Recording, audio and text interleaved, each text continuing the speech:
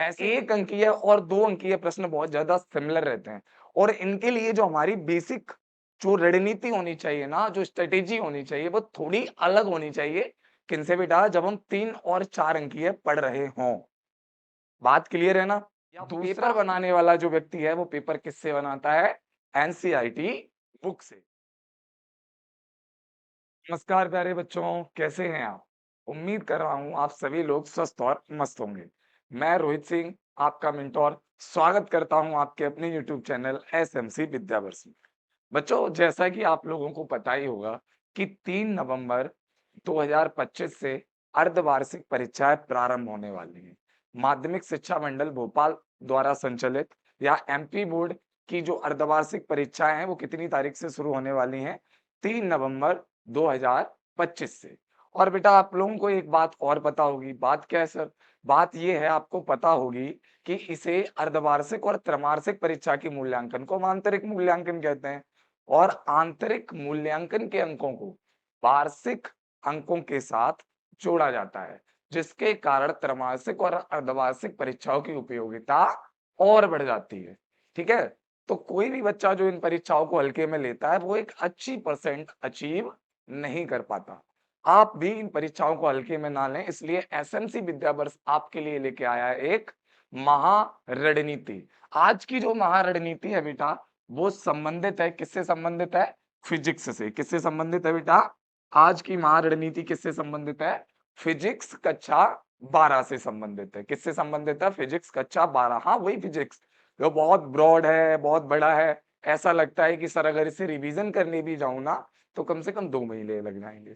तो बिल्कुल टेंशन करने की बात नहीं है, ठीक है? अब आप जुड़ चुके हैं, अब आप सदस्य हैं एसएमसी विद्यावर्ष परिवार का और मेरी ज़िम्मेदारी है, समय रहते आपको एक बेहतर और प्रभावी रणनीति के तहत सिलेबस को खत्म कराना, खत्म ही नहीं कराना, आपको उसमें बहुत ही बेहतर अंकों तक लेके जाना है। ठीक है बेटा? चलिए शुरू करते हैं आज की महारणनीति क्लास।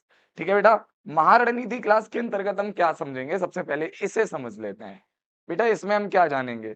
नंबर 1 पॉइंट, मैं पॉइंट बना दे रहा हूँ। सबसे पहले हम इसमें क्या जानेंगे?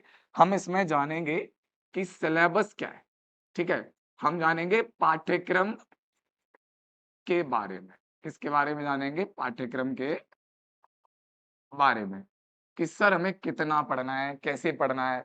बहुत सारे बच्चों को एक समस्या होती है कि उनसे पूछा जाएगा पूरब दिशा की ओर और वो भागते रहते हैं पश्चिम दिशा की ओर। फिर वो बोलते हैं सर पढ़ तो बहुत रहे हैं, लेकिन सर मैंने जो पढ़ा था वो एग्ज़ाम में नहीं आया। ठीक है? मैं एग्ज़ाम ओरिएंटेड प्रिपरेशन के लिए बोल रहा हूँ और साथ ही साथ मैं प्रिपेयर करूँगा कि एग्ज़ाम ओरिएंटेड होने के साथ-साथ आप थोड़ा-सा एनसीईआरटी ओरिएंटेड हो जाएँ। बिकॉज़ जो भी आएगा अर्धवार्षिक हो, त्रैमासिक हो या वार्षिक हो, कहाँ से आने वाला है बच्चा? NCERT book. ठीक है? आपको कोई कुछ भी बोले, कोई बोल दे ये फला सीरीज़ ले लो, कोई बोल दे मेरे नोट्स ले लो, कोई कुछ भी बोले, लेकिन ये एंड ऑफ द पॉइंट ये आपको भी पता होना चाहिए कि पाठ्यक्रम या पेपर बनाने वाला जो व्यक्ति है, वो पेपर किससे बनाता है? एनसीईआरटी बुक से। ठीक है बेटा? तो पहले तो पाठ्यक्रम के बारे में, दूसरा हमें पता होना चाहिए 1 और 2 अंकों की रणनीति अलग होती है, ठीक है? 1 और 2 अंकों में जो प्रश्न आते हैं, वो ऑब्वियसली बहुत ज़्यादा सिमिलर होते हैं। जैसे मान के चलो, एक बोर्ड परीक्षा में प्रश्न आया था 2025 में, मूल आवेश का मान कितना है?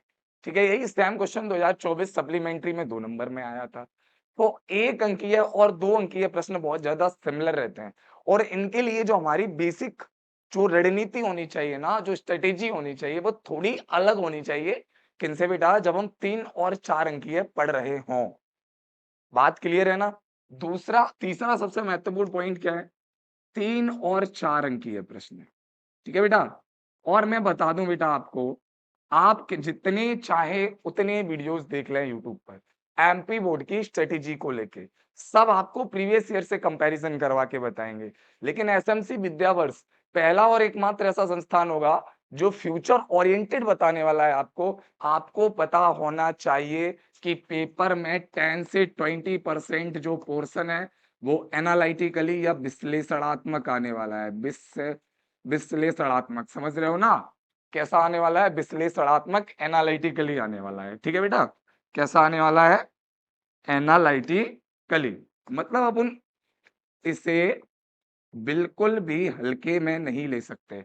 अब आपको कई टीचर क्या बता रहे हैं कि देख लो ये 2023 का पेपर है या 24, मैं मान रहा हूँ सिमिलैरिटीज़ होंगी पेपर में। लेकिन अगर पेपर एनालिटिकली बिहाफ पे चला गया तो फिर क्या करेंगे आप? सोचा है आपने?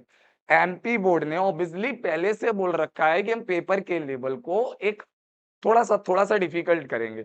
एनालिटिकली मोड पे लेके जाएँगे। आपने कभी सीबीएसई और अदर बोर्ड के एग्ज़ाम पेपर देखे हैं? एक बार देख के कंपेयर कर लेना तो आपको ये जो सरल-सरल पढ़ाने वाले लोग हैं ना, समझ में आ जाएगा कि आपको पढ़ा नहीं रहे हैं, ठीक है? ये कहीं न कहीं आपके मन में मतलब आपको एक कुएँ का मेंढक बना के रखे हैं। अब मान के चलो मैं पूरी साल आपको ईज़ी करवाता चला जाऊँ, समझ रहे हो? और बोर्ड एग्ज़ाम में वो ईज़ी आए ही नहीं, फिर मेरा थोड़ी ना कुछ बिगड़ने वाला है। ज़्यादा से ज़्यादा क्या होगा, कमेंट में कुछ लिख लोगे और क्या है, ठीक है? तो ध्यान रहे, आपको मैं फिर से बताऊँ, मैं सेकंड स्लाइड पे हूँ और मैं फिर से बताने वाला हूँ। एक बहुत महत्वपूर्ण चौथा पॉइंट है एनसीईआरटी। आपको एनसीईआरटी कवर करनी है पूरी। पूरी मतलब प्रत्येक हेडिंग बाय हेडिंग, ठीक है? और सर ये तो बहुत ज़्यादा हो जाएगा। अभी देखते हैं कैसे कवर करना है। ये तो मैं बता रहा हूँ कि आज की जो वीडियो है उनका मेन फोकस ये सब है, ठीक है? मैं गारंटी ले सकता हूँ इस बात की, अगर मैं जो पॉइंट बताऊँगा ना वो अगर आप फॉलो कर लें, उन पॉइंटों को फॉलो करके आप इजीली 90 प्लस स्कोर कर सकते हैं फिजिक्स में, अर्धवार्षिक एग्जाम में और वार्षिक एग्जाम में। चलिए देखते हैं अगली स्लाइड पर, ठीक है? देखना, अब मैं देख रहा हूं 20 डेज का मास्टर प्लान। 20 दिन में हमें इन चैप्टर्स को खत्म करना है। जिन बच्चों ने अभी तक किताब नहीं उठाई, यहीं से वीडियो को स्किप कर दीजिए, ठीक है? क्योंकि 20 दिन में चैप्टर खत्म वही बच्चे कर पाएंगे जिन्होंने चैप्टर्स को ऑलरेडी पढ़ रखा है, ठीक है? और मैं ऐसा कुछ बताने वाला नहीं हूँ कि आइए मेरी वीडियो पे आइए, मैं 50 क्वेश्चंस दूंगा उसी में से सब कुछ आ जाएगा। बेटा एक बात बताऊं, मैं भ्रमित कर सकता हूँ, लेकिन अगर मैं आपको भ्रमित करूंगा तो मैं कितने दिन तक आपको भ्रमित कर पाऊंगा, सबको पता चल ही जाएगा एंड ऑफ द पॉइंट कि मैं झूठ बोलता हूँ। मेरे पास टीचिंग एबिलिटी नहीं है। मैं झूठ बोल बोल के फर्जी पेपर वो करके और सीरीज को एनालाइज करा के आपको बता देता हूँ कितने अंक आएंगे। नहीं, वो नहीं। हम करेंगे एनसीईआरटी को हेडिंग बाय हेडिंग फॉलो, और एनसीईआरटी का एक एक टॉपिक इस बोर्ड से अगर आपके दिमाग में ना घुसा दिया ना, तब बताना मुझे, ठीक है? पहला चैप्टर बेटा आपको नाम पता है, वैद्युत आवेश तथा क्षेत्र है। दूसरे चैप्टर का भी नाम पता है, स्तर वैद्युत विभव तथा क्या है बेटा, धारिता है। तीसरा विद्युत धारा है, चौथा गतिमान आवेश और चुंबकत्व है, पांचवा चुंबकत्व और द्रव्य। आपको पता होगा ये दोनों चैप्टर मिला के एक यूनिट है, ये एक यूनिट है, ये दोनों चैप्टर मिला के एक यूनिट है, और ये दोनों चैप्टर मिला के एक यूनिट है, ठीक है? और ऑब्वियसली ये चैप्टर अलग है और इसमें और तरंग प्रकाशिकी मिला के एक यूनिट है। इसमें कई चैप्टर ऐसे हैं जो बहुत बड़े चैप्टर हैं, like chapter number 7 alternating current, like chapter number 9, ठीक है? और कई सारे चैप्टर हैं जो कि छोटे हैं। एनसीईआरटी ने उनमें से कई काफ़ी सिलेबस को क्या कर दिया है ऑलरेडी, रिड्यूस कर दिया है, ठीक है? तो हम इन चैप्टर्स की इम्पोर्टेंस के हिसाब से, एनसीईआरटी में इनके कंटेंट के हिसाब से हम खत्म करेंगे chapter heading by heading NCERT के अंतर्गत, ठीक है? चलिए अगली स्लाइड पे देखते हैं क्या है। देखो बेटा ये है प्रभावी तरीका, इफेक्टिव मेथड ऑफ स्टडी, ठीक है? इफेक्टिव मेथड ऑफ स्टडी, ठीक है? क्या है इफेक्टिव मेथड? कि हम अपने सिलेबस को दो पोर्शन में क्या कर लेते हैं, डिवाइड। पोर्शन नंबर एक थ्योरी। अब बेटा थ्योरी से मतलब मेरा ये है कि ये जो हेडिंग है और हेडिंग में जो बेसिक बेसिक चीजें हैं उन्हें हम किसके अंतर्गत पढ़ लेंगे, थ्योरी। थ्योरी के बाद हम क्या करेंगे, जैसे हमारी थ्योरी खत्म होगी तो महत्वपूर्ण कॉन्सेप्ट तो बेटा ऑलरेडी खत्म हो जाएंगे, बोलो हाँ या ना? हो जाएंगे ना? अब हम क्या करेंगे, एक कॉपी लेंगे पतली सी और उसमें जितने भी फॉर्मूला है सब नोट डाउन करते जाएंगे। Formula, SI unit, dimensions formula, विमीय सूत्र, हालांकि मैं उन्हें निकालना सिखाऊंगा, फिर भी हमारा काम रहेगा कि इन्हें हम लिख लें एक जगह। महत्वपूर्ण वैल्यू, ठीक है? महत्वपूर्ण वैल्यू से मैं आपको बताऊं, इलेक्ट्रॉन, प्रोटॉन और न्यूट्रॉन, बोर्ड एग्जाम इनसे क्वेश्चन पूछता है। क्या पूछेगा? इनमें कितना आवेश होता है, ठीक है? क्या पूछेगा? इनका द्रव्यमान कितना है? तो इन सभी चीज़ों को हम एज़ अ फैक्चुअल डाटा कहाँ रखेंगे? अपनी एक नोटबुक में लिख के रखने वाले हैं। ठीक है, क्लियर है बात? चलिए, दूसरा जो पोर्शन है, वो स्पेशली फॉर 2025 और 26 एग्ज़ाम है। ठीक है? एमपी बोर्ड की उस खबर के बाद इस पोर्शन को मैंने जोड़ा है, एनालिटिकली क्वेश्चन्स। क्या कैसे होते हैं सर एनालिटिकली क्वेश्चन्स? कैसे करेंगे सर हम एनालिटिकली क्वेश्चन्स? मतलब जो टॉपिक हमने पढ़ रखा है, उस टॉपिक को बहुत ही अच्छे से समझने के लिए एनालिटिकली क्वेश्चन्स क्या करते हैं, जैसे लाइक मुझे अगर चेक करना है, तो मैं क्या पूछूँगा? मैं पूछूँगा बताइए कि विद्युत क्षेत्र रेखाएँ धनाभिष से ही क्यों निकलती हैं और ऋणाभिष पर ही क्यों जाती हैं? बताइए। आपने तो ये पढ़ा है ना विद्युत क्षेत्र रेखाएँ धनाभिष से निकल कर ऋणाभिष पर जाती हैं, क्यों निकलती हैं धनाभिष? ये क्यों ना आपके कॉन्सेप्ट को पूरी तरह डिस्ट्रॉय कर देगा, आपकी नॉलेज को पूरी तरह चेक कर लेगा और जब आपकी नॉलेज चेक होगी ना, तो फिर बेटा वहाँ नॉलेज ही काम आएगी, वहाँ वही काम आएगा जितना डेप्थ आपने पढ़ा था। बात समझ में आई? इसमें न्यूमेरिकल्स पढ़ेंगे हम basic to advance, easy to moderate, moderate to advance. ठीक है? Easy to moderate, moderate to advance. Logical questions करेंगे जैसे अभी मैंने बताया था और इसमें हम देखेंगे previous year questions paper. Previous year questions paper को देखो मैं उसकी रेफरेंस तो कर रहा हूँ ना, लेकिन मैं ये कह रहा हूँ कि हमें ये नहीं मानना है कि जो बोर्ड एग्जाम जो होने वाला है ना एग्जाम बोर्ड के, बोर्ड एग्जाम बिल्कुल वैसे ही होंगे जैसे चलते आए हैं, बिल्कुल नहीं होंगे। बोर्ड एग्जाम का पैटर्न इस बार चेंज होगा, ठीक है? बेशक 30% 40% ही हो लेकिन होगा ज़रूर। तो यहाँ पे मैं सिलेबस को कितने भाग में डिवाइड कर दूँगा बेटा, 2 पार्ट्स में डिवाइड कर दूँगा। एक थ्योरी को अलग से पढ़ेंगे जिसमें 1 और 2 अंकीय कंप्लीट करेंगे, एनालिटिकली क्वेश्चंस में 3 और 4 अंकीय देखेंगे। ठीक है? अब देखना, शॉर्ट आंसर मास्टरी, हम शॉर्ट आंसर में मास्टरी कैसे लें? जहाँ तक मुझे लगता है कि एमपी बोर्ड जो शॉर्ट आंसर्स पूछता है वो कहाँ से पूछता है? वो पूछता है डेफिनिशन से, ठीक है? कहाँ से पूछता है डेफिनिशन से। विद्युत क्षेत्र की तीव्रता किसे कहते हैं? विद्युत फ्लक्स किसे कहते हैं? चैप्टर 1। विद्युत विभव किसे कहते हैं? विद्युत धारिता किसे कहते हैं? Chapter number 2। संधारित्र किसे कहते हैं? ठीक है? विद्युत द्विध्रुव किसे कहते हैं? Chapter number 1। और भी बहुत सारी डेफिनिशंस है। लॉरेंज बल क्या है? इन सब डेफिनिशंस को अगर एमपी बोर्ड पूछेगा तो वो ये या तो 1 अंकीय में पूछता है या किस में पूछता है 2 अंकीय में। क्लियर है ना बात? 1 अंकीय और 2 अंकीय में या क्या पूछेगा परिभाषाएँ या क्या पूछेगा कारण। प्रश्न उठा के देख लेना 2025 का बोर्ड एग्जाम। विद्युत क्षेत्र रेखाएँ एक दूसरे को क्यों नहीं काटती हैं? तो ये कारण बताने वाले प्रश्न हैं, ये भी कितने में आते हैं बेटा? 2 अंकीय प्रश्न में आते हैं। कितने में आते हैं? 2 अंकीय प्रश्न में आते हैं, ठीक है? ये जुलाई वाले या उसमें आया था, मुझे एग्ज़ैक्टली याद नहीं है लेकिन देख लेना आते हैं ऐसे प्रश्न। ठीक है? अंतर लिखो, अंतर भी आ जाता है, स्वप्रेरण, अन्योन्य प्रेरण में अंतर लिखो, विद्युत बल, चुंबकीय बल में अंतर लिखो, ठीक है? बहुत सारे अंतर भी आ जाते हैं।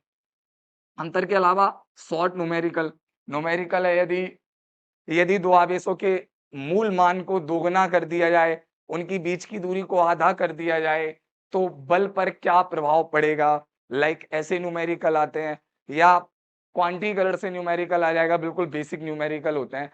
एडवांस लेवल पे जाएँगे तो फिर थोड़े से द्विध्रुव और उसकी तरफ बढ़ जाएँगे, ठीक है? फिल इन द ब्लैंक्स और true false, fill in the blanks true false से नीचे आते हैं। उसके बाद हम देखते हैं 3 और 4 अंक के लॉन्ग आंसर मास्टरी कैसे करें? बेटा व्युत्पत्ति, जितने भी क्वेश्चंस हैं व्युत्पत्ति वाले उन्हें तो हमें करना ही करना है। जैसे कि सर गॉस की प्रमेय लिखो और सिद्ध करो, ठीक है? विद्युत द्विध्रुव किसे कहते हैं? विद्युत द्विध्रुव के कारण अक्ष पर स्थित किसी बिंदु पर विद्युत क्षेत्र की तीव्रता की व्युत्पत्ति कीजिए, ठीक है? एक बिंदु आवेश के कारण विद्युत क्षेत्र की तीव्रता की व्युत्पत्ति कीजिए, ठीक है? और नियम और सिद्ध गॉस की प्रमेय लिखो और सिद्ध करो। नियम और सिद्धांत में क्या आता है? संधारित्र क्या है? इसका सिद्धांत लिखिए, ठीक है? ऐसे क्वेश्चन्स आते हैं, आरेख खींचना होता है, आरेख डेरिवेशन क्या व्याख्या करनी होती है, ठीक है? व्याख्या में क्या आता है?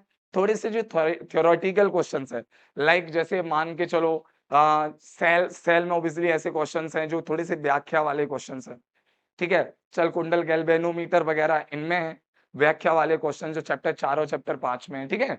ऐसे क्वेश्चंस अनुप्रयोग गॉस की प्रमेय के अनुप्रयोग चैप्टर नंबर 1 में ही है, ठीक है? गॉस की प्रमेय के अनुप्रयोग है, फिर बायो-सावर्ट के अनुप्रयोग हैं। तो ये क्वेश्चंस हैं जो 3 और 4 नंबर में एमपी बोर्ड बार-बार अगेन एंड अगेन पूछता आ रहा है रिपीटेशन फॉर्म में। तो बेटा देखो, यहाँ नोटिस करो, अलग-अलग चीज़ें हैं दोनों में, बट दोनों का जो मूल है ना, दोनों को जो जड़ है, वो सेम है। वो क्या है? एनसीईआरटी। एनसीईआरटी कवर करोगे, तो मान लीजिए एवरीथिंग कवर, आपको कुछ नहीं पढ़ना। आपको कोई भी गाइड नहीं पढ़नी, आपको कोई भी नोट्स नहीं पढ़ने। अगर एनसीईआरटी पर कमांड है, तो फिर कुछ नहीं पढ़ना आपको। अब प्रश्न तो ये आता है, सर एनसीईआरटी इतनी कठिन बुक है, कमांड कैसे होगी? उसके लिए एसएमसी विद्यावर्ष परिवार लगा तो है। हम कर तो रहे हैं उसे सरल बनाने के लिए मेहनत। आपको तो बस इतनी मेहनत करनी है, वो नीचे जो दिख रहा है उसे दबाओ, सब्सक्राइब करो, बेल आइकन दबा दो। ठीक है? बाकी की मेहनत मैं कर ही रहा हूँ यहाँ।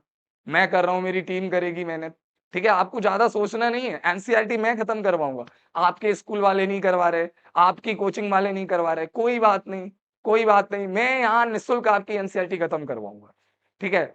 आप जब बोर्ड एग्ज़ाम देने जाएँगे, हेडिंग बाय हेडिंग अगर आप एसएमसी विद्याभ्यास से जुड़े रहेंगे, हेडिंग बाय हेडिंग एनसीईआरटी अगर आपको याद ना हो, रट ना जाए, रटने का मतलब ये नहीं मैं रटवाऊँगा, समझा-समझा के पेज नंबर तक भी याद करवा दूँगा आपको, ठीक है? एनसीईआरटी के। चलिए, आगे देखिए मैं क्या बता रहा हूँ कि जो छोटी-छोटी सी बातें हैं, जो इग्नोर कर देते हैं हम लोग, वो 1 या 2 अंक के प्रश्न बन जाते हैं। लाइक किसी के गुण में से एक हेडिंग उठा ली, जैसे मैं अभी एक प्रश्न बोलूँ, सांद्रता बढ़ाने पर सेल के आंतरिक प्रतिरोध पर क्या प्रभाव पड़ता है? अब बेटा प्रॉब्लम पता है क्या हो गई? कि मैंने तो सर इसे उसमें पढ़ा था, किसमें पढ़ा था? उसके प्रभावित करने वाले कारक में, कई सारे बच्चों ने पढ़ा भी नहीं होगा। समझ रहे हो? और ये क्वेश्चन जब सामने दिखते हैं ना, जैसे एक वो है विद्युत क्षेत्र रेखाएँ खुले वक्र बनाती है, ठीक है? अब प्रश्न ये आएगा खुले वक्र क्यों बनाती है? तो वही प्रॉब्लम ये है, हम वही रट के गए थे, हमने याद पता कैसे किया था? विद्युत क्षेत्र रेखाएँ खुले वक्र बनाती हैं, अब खुले वक्र क्यों बनाती हैं? रीज़न? रीज़न पता नहीं, अब रीज़न पता नहीं है तो वो क्वेश्चन वही छोड़ के आना पड़ेगा, ठीक है? रीज़न मैं बताऊँगा यहाँ, इसीलिए तो खड़ा हूँ, ठीक है? देखिए अब अगली स्लाइड पे, इन सब चीज़ों से बड़े-बड़े क्वेश्चन्स आते हैं, इनसे ही न्यूमेरिकल भी आते हैं, ठीक है? अब अगली स्लाइड की तरफ चलते हैं। अब बेटा हमारा मास्टर प्लान क्या है? आज है मंडे, क्या है आज? क्या है बेटा आज? मंडे है आज। क्या है? मंडे। मंडे टू मंडे हम मानेंगे 1 वीक। मंडे से लेके मंडे तक के टाइम को क्या मानेंगे? 1 सप्ताह। और पहले वाले सप्ताह में हमें क्या-क्या करना है? हमें खत्म करना है 2 दिन के अंदर पहला चैप्टर, ठीक है? 1 दिन में कौन से क्वेश्चन्स लेके आऊँगा मैं? 1 और 2 अंकीय, और 1 दिन में कौन से क्वेश्चन्स लेके आऊँगा? 3 और 4 अंकीय प्रश्न, ठीक है? फिर उसके तीसरे चौथे दिन खत्म करना है विद्युत विभव और धारिता, और 1 सप्ताह के अंदर ही हमें 3 चैप्टर्स करने हैं विद्युत धारा। फिर से मैं याद दिला दूँ, मैं यहाँ एनसीईआरटी के हिसाब से आपको रिवीजन कराऊँगा।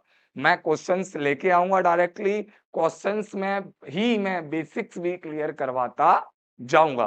फिर आप लोगों की जो डिमांड होगी उस बिहाफ़ पे मैं क्लास रख लूँगा, ठीक है? चलिए फिर सेकंड सप्ताह में हम कौन-कौन से चैप्टर पढ़ लेंगे? गतिमान आवेश चुंबकत्व, चुंबकत्व और द्रव और वैद्युत चुम्बकीय प्रेरण, जो बहुत छोटा चैप्टर है। देखो मैं पहले ही बता दूँ, यहाँ दिक्कत देने वाले जो 2 चैप्टर हैं ना वो ये है। ये टाइम टेकिंग चैप्टर हैं, ये ऐसे नहीं है कि इन्हें 1 दिन में खत्म कर सकते हैं आप। अब प्रत्यावर्ती धारा जो चैप्टर है वो थोड़ा लॉजिकल चैप्टर है। चैप्टर 6 जब बहुत अच्छे से समझ में आ जाता है, इलेक्ट्रोमैग्नेटिक इंडक्शन, फैराडे का विद्युत चुम्बकीय प्रेरण, फिर वहां से प्रेरित धारा, फिर प्रेरित धारा में से प्रत्यावर्ती धारा, फिर प्रत्यावर्ती धारा से क्या, प्रत्यावर्ती धारा के आयाम वगैरह, उसके बाद क्या, उसके बाद ऑब्वियसली मान, तात्क्षणिक मान, शिखर मान, फिर क्या, फिर उसके बाद अर्ध चक्र के लिए सूत्र, पूर्ण चक्र के लिए सूत्र, फिर माध्य मूल मान के लिए सूत्र, फिर क्या औसत शक्ति, फिर क्या केवल एल, केवल सी, केवल आर, फिर एलसीआर, ठीक है? फिर एलसीआर के लिए औसत शक्ति पीएबी, ठीक है? फिर क्या ट्रांसफार्मर परिणमन अनुपात, फिर क्या ट्रांसफार्मर से ट्रांसफार्मर के उपयोग, ट्रांसफार्मर के और उसमें जो ऊर्जा हानि होती है उसके उपाय। तो ऐसे बहुत सारे टॉपिक हैं किसमें? चैप्टर नंबर 7 में। ऐसे ही अगर हम बात करें चैप्टर नंबर 9 में परावर्तन, परावर्तन से वो वाला वो जो फ़ॉर्मूला F बराबर R/2, फिर दर्पण सूत्र, फिर अपवर्तन, फिर लेंस निर्माता सूत्र, फिर लेंस, ठीक है? अपवर्तन पृष्ठ के लिए सूत्र, फिर बर्ड विक्षेपण, विचलन बर्ड विक्षेपण, उसके बाद प्रकाशिकी यंत्र। तो ये चैप्टर्स बेटा अपने आप में क्या है, बहुत ज़्यादा ब्रॉड चैप्टर है। कैसे हैं? बहुत ज़्यादा ब्रॉड चैप्टर। तो इन दोनों के लिए हमें एक्स्ट्रा टाइम रखना ही रखना पड़ेगा, ठीक है? और अगर आप लोग चाहें तो मैं वाया टेलीग्राम आप लोगों के टेस्ट भी ले लिया करूँगा। आपको चेक करके वहाँ नंबर भी प्रोवाइड करा दिए जाएँगे। देखते हैं रिसोर्सेस। इस वीडियो का सबसे महत्वपूर्ण पहलू, इस वीडियो की सबसे महत्वपूर्ण स्लाइड, पढ़ना कहाँ से है? देखिए बेटा, अ लॉट ऑफ रिसोर्सेस कहीं न कहीं कन्फ्यूजन का कारण बनते हैं। यहाँ भी है, यहाँ भी है, यहाँ भी है, यहाँ भी है, कहाँ चला जाऊँ? किस रिसोर्सेस से पढ़ लूँ? जितने ज़्यादा रिसोर्सेस उतना ज़्यादा confusion. More resources more confusion, less resources no confusion. Resources क्या है?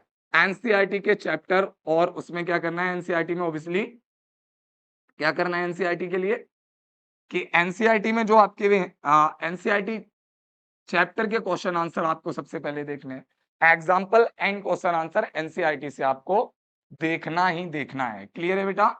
किससे देखना है? एनसीईआरटी से देखना है, ठीक है? अगर हम इसे एनसीईआरटी से इजीली देख लें, अगर एनसीईआरटी से इसे हम इजीली देख पाए, फिर हमें क्या करना है, एमपी बोर्ड की टेक्स्ट बुक जो एनसीईआरटी है, ठीक है? एमपी बोर्ड के लिए कोई अलग से टेक्स्ट बुक नहीं है, और वो जो टेक्स्ट बुक है वो क्या है? एनसीईआरटी ही है। क्लियर है बात? एनसीईआरटी है। अब यदि हम देखें प्रीवियस ईयर क्वेश्चन पेपर वगैरह, इंपोर्टेंट डेफिनेशंस लिस्ट, ये सभी लोग या ये सभी काम अपने एंड से अगर करने जाएंगे तो 2 से 3 महीना आपका चला जाएगा। इन सभी का समाधान क्या है? एसएमसी विद्यावर्ष। क्या है? एसएमसी विद्यावर्ष। मतलब या तो आप घर पे बैठ के इन सब कामों को कर लीजिए, किसी के पास जाने की आवश्यकता ही नहीं है। यदि आपसे खुद से ये सब नहीं हो रहा ना, तो आप केवल एक काम कीजिए, सब्सक्राइब कर लीजिए इस चैनल को, बेल आइकन दबा दीजिए। मैं हूँ आपके लिए ये सब करके लाऊंगा, आप सीधे उस चीज को समझ लो, ठीक है? समझ के सीधे पेपर में छाप देना और बढ़िया, ऑलमोस्ट 90 प्लस स्कोर तो आप कर ही जाएंगे फिजिक्स में। समझ रहे हैं ना? ठीक है? तो देखिए मेरा मोटिव क्या है, मैं किसी भी प्रकार के अंधेरे में आप लोगों को नहीं रखना चाहता। मैं भी बोल सकता हूँ बेटा इससे पढ़ लो, उससे पढ़ लो, ये गाइड अच्छी है, वो गाइड अच्छी है, इससे पढ़ लो, नहीं मेरे नोट्स खरीदो, मैंने नोट्स बना रखे हैं, 500 रुपए के नोट्स खरीद लो, 1000 के खरीद लो, मेरा बैच खरीद लो। मैं ये क्यों कह रहा हूँ, आप नोटिस करना एक बात को, आप केमिस्ट्री का पेपर उठाना 2025 वाला, और आप उठाना 2025 में इन लोगों ने जितनी भी गाइडें निकाली थी उन सबको। फिर आप मैच करना, ये जो दावा करते हैं ना 95% पेपर फँसा है, फिर आप देखना इनका दावा कहाँ तक सही है और कहाँ तक गलत है। आप खुद ही समझ जाएँगे कि ये एक ट्रैप है जिसमें आपको उलझाया जाता है और आप ईज़िली उलझ जाते हैं, ठीक है? केवल पेपर एक जगह से फँसता है पूरा, मैं फिर से कह रहा हूँ, एक ही जगह है जहाँ से पूरा पेपर एज़ इट इज़ आता है, और वो क्या है? एनसीईआरटी बुक, ठीक है? एनसीईआरटी बुक से के अलावा पेपर कहीं से भी नहीं फँसता, ठीक है बेटा? चलिए इस वीडियो को मैं यहीं खत्म करता हूँ। ये वीडियो था केवल एक इंट्रो वीडियो था, जिसमें मैं आपको बताने वाला था, मैंने बताया भी कि अर्धवार्षिक एग्ज़ाम की प्रिपरेशन कैसे करनी है। क्लियर हुई ना? अब मैं आपके साथ खड़ा हूँ, ठीक है? और मुझे आवश्यकता है आपके सहयोग की। आप अपने क्लासमेट्स तक इस वीडियो को भेजिए, जिससे इस वीडियो की थोड़ी-सी रीच बढ़े, मेरा भी मोटिवेशन बढ़े, और मोटिवेशन ही हमें प्रेरित करता है क्या करने के लिए? काम करने के लिए। बाकी मैं आपसे प्रॉमिस कर रहा हूँ, ठीक है? बाकी मैं प्रॉमिस कर रहा हूँ आपसे, आपका जितना भी सिलेबस अर्धवार्षिक का हो, वार्षिक का हो, वो सब कंप्लीट कराना मेरी रिस्पॉन्सिबिलिटी है, एकदम निःशुल्क। आपको कहीं भटकना नहीं है, ठीक है? आपको कहीं भटकना नहीं है। आप खुद फ़ील करेंगे जब मैं 1 या 2 क्लास लूँ, पहली क्लास में लूँगा कल फिज़िक्स की, तो आप खुद देख लेना कि जो पेड कोर्स की क्लास है और जो मेरी क्लास है, एज़ कंपेयर कर लेना अगर पेड कोर्स ले रखा हो, और उसके बाद खुद ही डिसाइड कर लेना कि आपको किस साइड जाना है। मैं नहीं बोल रहा, मैं ये नहीं कहूँगा कि आप मेरी साइड आइए और मैं बोल रहा हूँ तो एसएमसी विद्यावर्ष से जुड़ ही जाइए, ठीक है? मेरा मोटिव ये है, आप पहले देखिए। अगर आपको एजुकेशन मटेरियल वीडियो और मैं जो कंटेंट ला रहा हूँ, एक्सप्लेनेबल एक्सप्लेनेशन का जो मेरा वो है, ये सभी चीज़ें मेरी या मेरी टीम की आपको बेटर लग रही हैं, तब आप बिल्कुल जुड़िए, ठीक है? और मुझे भी ऐसे ही बच्चों की आवश्यकता है जो मेहनत करते हों। ठीक है? जो बच्चे मेहनत करेंगे वो मेरे लिए भी किसका काम करते हैं, एक मोटिवेशन का। चलिए खत्म करते हैं इस वीडियो को, ठीक है? जय हिंद।